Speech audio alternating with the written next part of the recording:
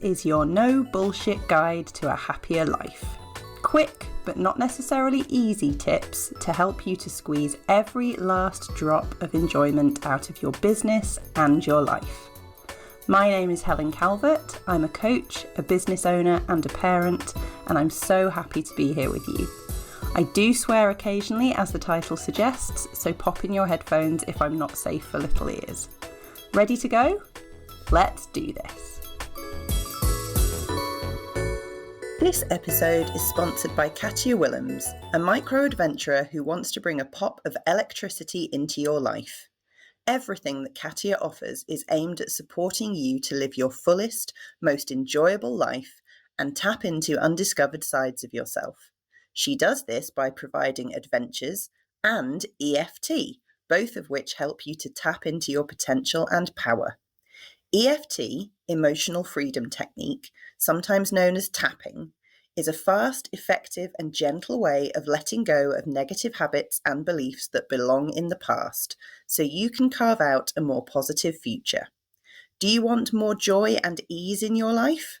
I am one of Katia's clients for EFT, so can personally attest to just how effective and quite frankly game-changing it is to work with her.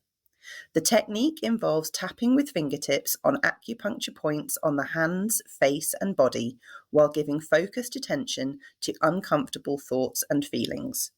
The way that Katia guides her clients through this process with so much compassion but also humour is incredible, and others in my network have also benefited from her approach.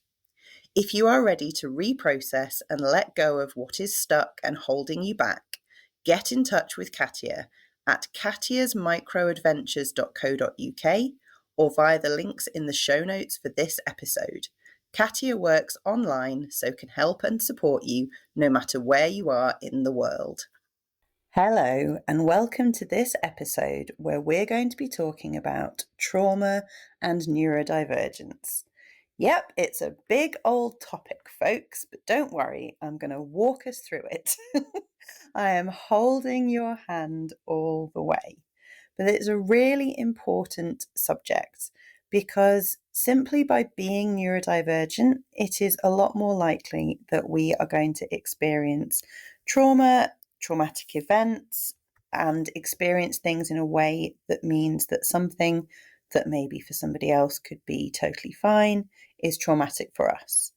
And so it's really important in this season, whilst we're talking about the experience of being neurodivergent in general, and particularly being autistic, that we look at trauma because it's something that doesn't get talked about a great deal, but is a huge part, or can be a huge part, of the neurodivergent experience.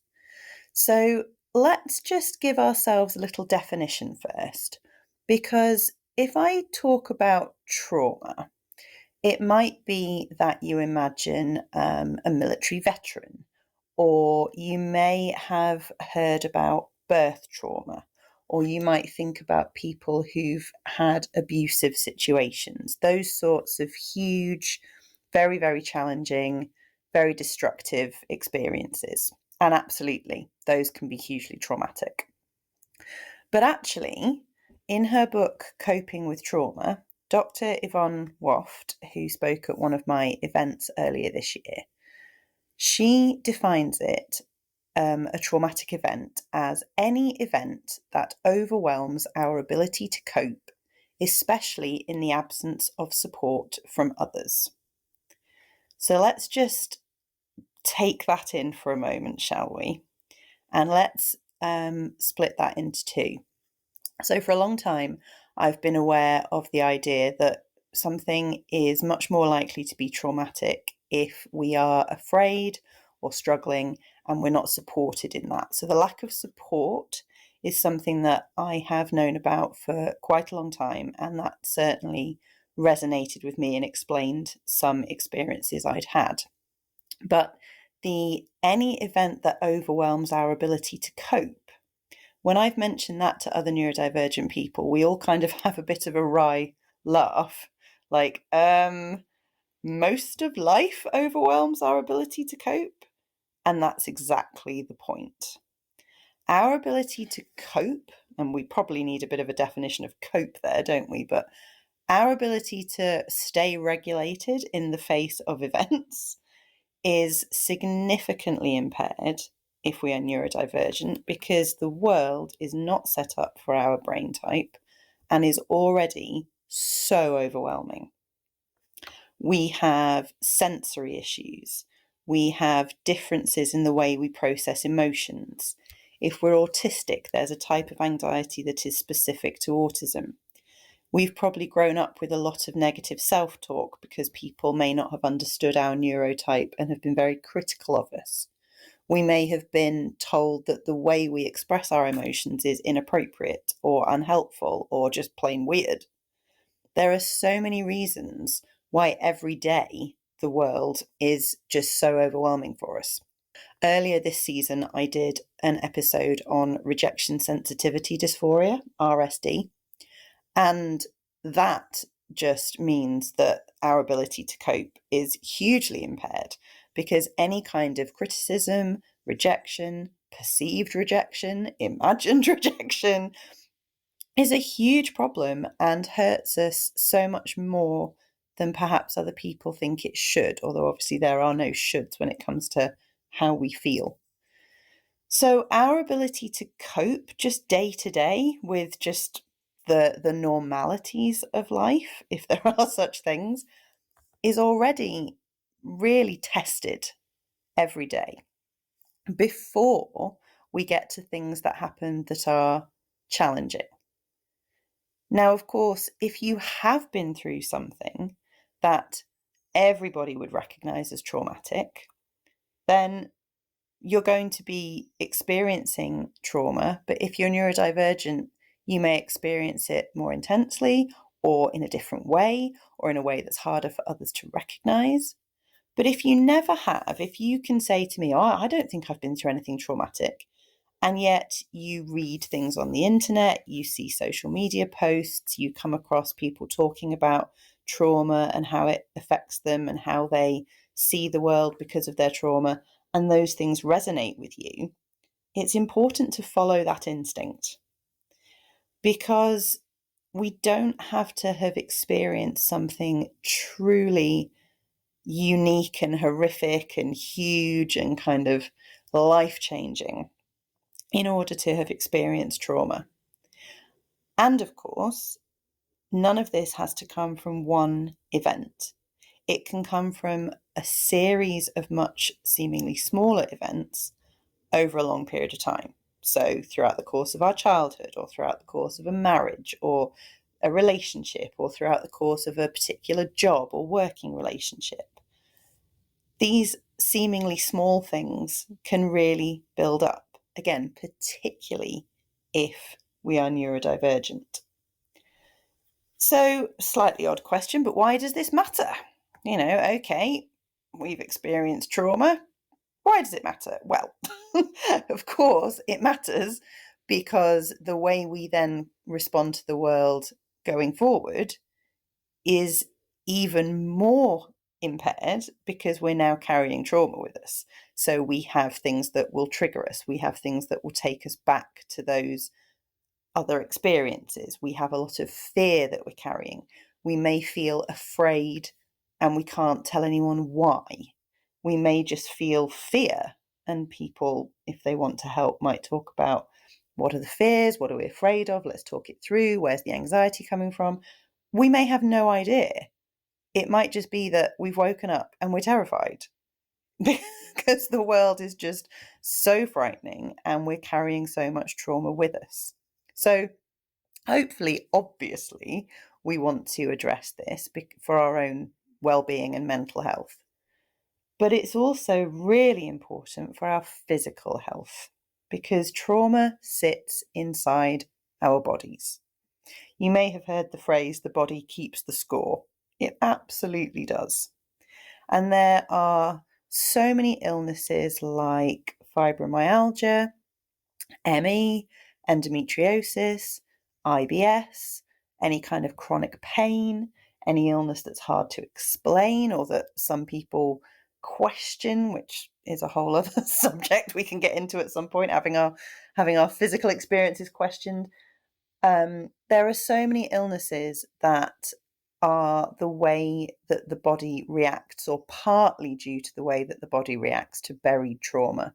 And it can be argued that, all illness is more likely if our bodies are holding trauma as well. And just the way we experience all kinds of physical events depends where our trauma may have come from. We may have some sexual trauma, which makes certain medical examinations difficult, which then can make the experience of having them traumatic, because of course we can be re-traumatized. So yes, this is a big and difficult subject, but I don't want you to feel as though there's no hope. There is hope, because what we have, certainly these days, is a lot of trauma-informed therapy and trauma-informed people. There are also a lot of assholes out there who make life a hell of a lot worse, but such is life. But I think that, as with everything, knowledge is power. And if we can recognize trauma within ourselves, then we're going to find it much easier to advocate for ourselves, use that wording perhaps when we're talking to people, when we're explaining ourselves. There are certain words like trauma that we would hope should elicit a certain response or a certain amount of compassion, or certainly get some people thinking about their policies, if we're in healthcare settings. But it is a starting point for being able to better communicate what's happening for us. So it's really important to recognize it in ourselves. It doesn't matter what other people appear to cope with, because it is an appearance. Other people might find things just as traumatic as you do.